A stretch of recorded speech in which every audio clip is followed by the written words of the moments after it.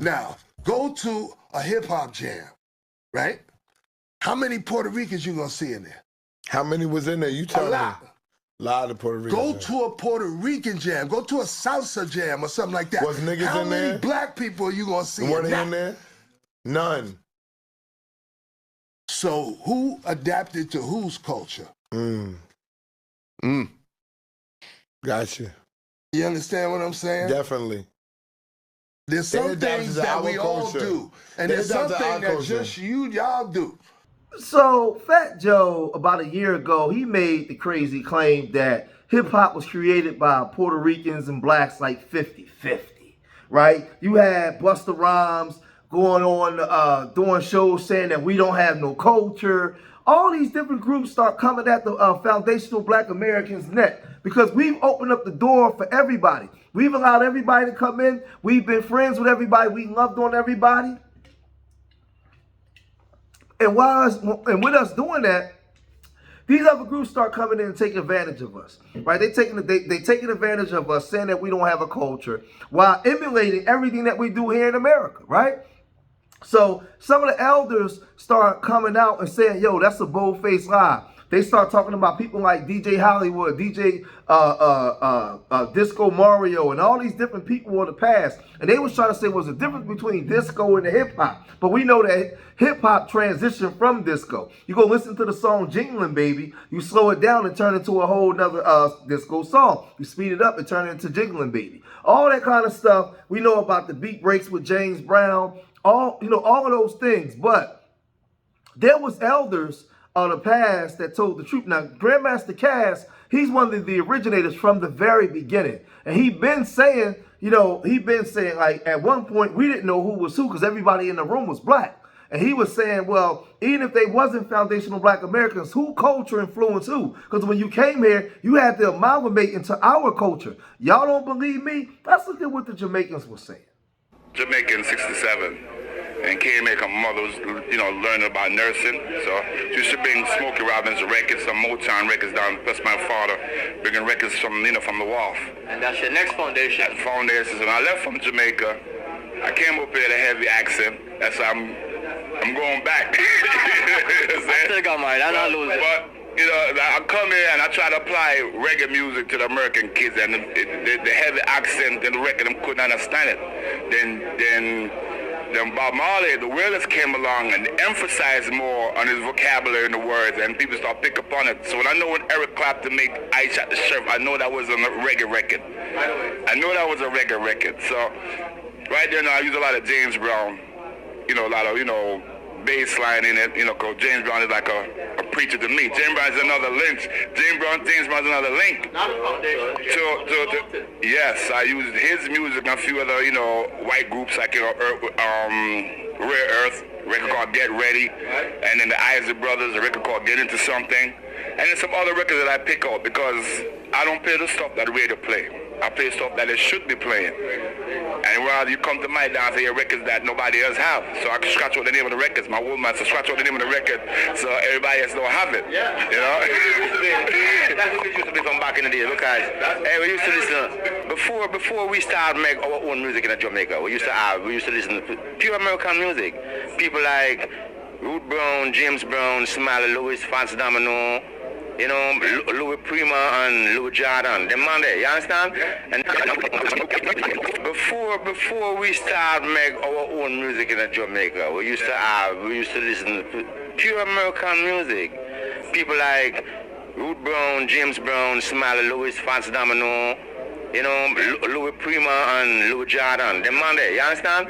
And then it's like when the ska come about, so we start listening to the ska until it come over to rock steady, until it come down to reggae, So it's like, it's basically the same thing, you know what I mean? After the documentary, the guy from Tokyo magazine, Adam, he make the documentary very informative, and you on it, man. And Coxon's on it, and Earl Chin, wife Pat Chin is on there. And them talk about Machuca, them talk about King Stitch and a few other people, man. So it's nice.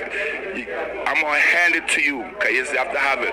Sean Paul is on there making, remarks about me leaving from Jamaica, come here with what I saw, but I had to flip it. You know, I'm not mean remark me that, you know, telling people. He was narrating the part about me as a youth, leaving from Jamaica, bringing what I see to the States. But how about you with him Sean Paul is a very cool youth, you know. Yeah, I seem like that. He's like a down-to-earth youth who don't forget them roots. No. You know, and we just love him for that, trust me. Him not leave him roots. And keep it right. You know, I love that about him. And even Slide Down Bars on there, giving him his input about reggae music and hip-hop and the whole evolution of it. Always like it's one family. Now, now those were the Jamaican elders of the past. The Kool Herc, who they call the Godfather, and then his OG. He said that they created reggae and their style of music from watching the Black Americans. They got their influence from us, right? They was copying those sounds and then went and made the reggae sound, right? But again, the people of today, they come here and they get real disrespectful. They disrespect us to the 10th degree because I don't know what it is. It's like the elders of the old that really practiced that old school Pan-Africanism back in the day, right? They told the truth. I'm showing y'all how they told the truth. They said our influence came from foundational Black American culture, not in the Caribbean, right? But then it was also the old school Puerto Ricans. They also stood on business and told the truth. Puerto Ricans didn't start hip hop at all. My African American brothers created hip hop, whether it was Africa Bambaataa, DJ Kool Herc. Now, the old school Puerto Ricans, they not telling no lies because they respect foundational Black Americans. Those people in the era, they were friends. So they're not going to disrespect their friends like that and just tell bold-faced, blatant lies. No, they're not. They're not going to lie like that. So these elders of the Puerto Rican community, the Jamaican community, they stood on business. Now, there was a guy doing an interview when he was talking about the Jamaican sound system, how prevalent it was during that time. Well, guess what? Guess what? The so-called Godfather of hip-hop, he came out and said, no, that's not true. That's a lie. All of the sound systems were Black American sound systems. And when he came here, he learned, because as you heard, they wasn't rocking with none of that reggae stuff. He had to mix the old school disco music, the old school foundational Black American sound for people to want to listen to it. So he amalgamated himself into a culture that already existed. So, but when they was asking him a question, he said this. Your crew were playing out. There were several sound systems. No. The sound systems, the Jamaican sound systems were very prevalent in the tri-state area.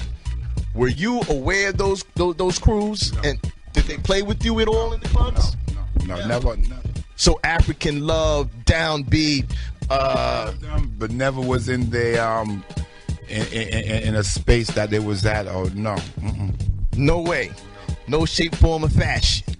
Okay. All the names I could tell you for a sound system is on the U.S. side.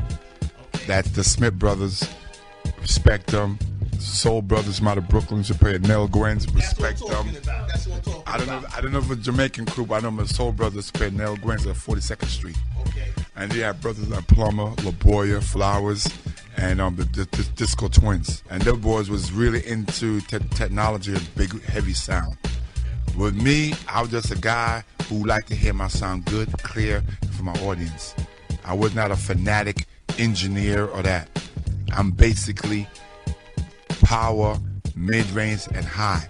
These guys could go into triumph. Now let's get to the elder Grandmaster Cass, because Grandmaster Cass broke it down, and he basically went into whose culture influenced who amalgamated into whose culture, who ingratiated themselves. Because he was asked the question, when it was hip-hop jams, there was a lot of Puerto Ricans there, but if you went to a salsa or a Puerto Rican jam, how many Black people was there? Next to none. So who culture influenced who? So how did you create something that you was coming to our culture as a guest? And then you started to contribute, right? When it comes to the Jamaicans and other groups, I'm showing you the elders, Jamaicans said they studied our culture. So when you came here, you ingratiated yourself into our culture. So this is what Grandmaster Cass said. And at some point, the Latino involvement in hip-hop question came up, and that became a big, you know what I mean, explosion of controversy. And then it's like, you know, what percentage did Latinos play in hip hop? Is it black? Is it Puerto Rican? Was Puerto Rican? You know what I mean? That became a bigger issue. Like I said, half the time you could have been talking to a Puerto Rican and didn't even, because he was just as black as you. You could have been talking to a Jamaican and didn't know he was Jamaican till you went to his and heard his parents speak. Yeah. So as far as we know, we all. You know what I mean? I think that's the best answer right there. You understand what I'm saying? That's the As far real as our fact. understanding is we all black. I don't know if you Trinidadian. Daddy. I don't know if you come from Belize. I don't know if you from Colombia. You know what I mean? We all dark skinned But and we all speak English. And if you look at who adapted to the natural culture that was going on, who adapted to what? Now, you got blacks and Puerto Ricans all living together. You got Jamaicans, you got, Italians, all right. But predominantly blacks and Puerto Ricans living together, right? Now, go to a hip-hop jam, right? How many Puerto Ricans you gonna see in there? How many was in there? You tell A lot. me. A lot of Puerto Ricans. Go to a Puerto Rican jam. Go to a salsa jam or something like that. Was niggas How in many there? black people are you gonna see? Were in they that? in there? None. So who adapted to whose culture? Gotcha. You understand what I'm saying? Definitely. There's They some adapted things to that our we all culture. do. And They there's adapted to something our that culture. just y'all do.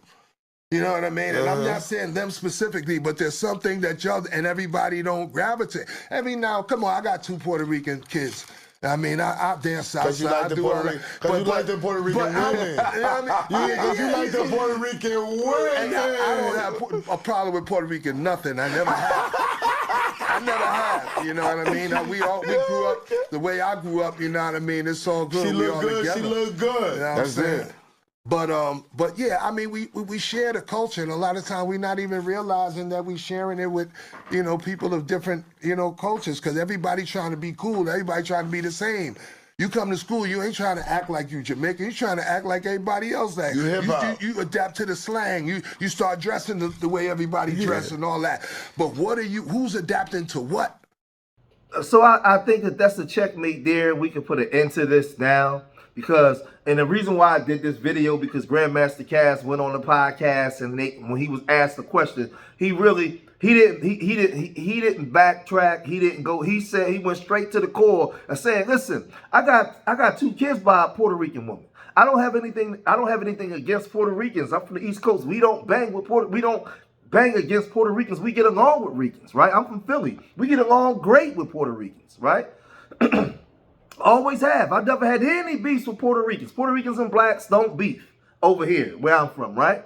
But at the end of the day, they didn't create the culture. They didn't create the hip hop. They amalgamated into the culture the same way the Jamaicans did. He just gave it to you. When they came here, they started to dress like us, talk like us. That's why Busta Rhymes talked the way that he did, and did the thing like, man, listen, Heavy D, Biggie, all of them was Jamaican, but you wouldn't know it until they told you.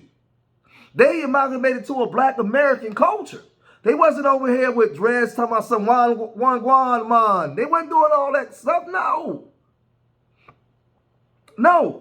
So the thing is, don't say that we don't have a culture, and don't say that we didn't create something. Now, when you black and you live in the communities and you are part of the culture, right? Then you are part of us, as long as you ain't tethering yourself. As long as you're not tethering yourself, like acting like a damn tether. And that's just the way it is, man. But I just wanted to do this because Grandmaster Cass came out and he set everything straight. But let me know what y'all think, man. If you made it this far in the video, hit that like button, subscribe to Street Media TV, leave your comments in the comment section. Remember, I love y'all. Till the next time, peace.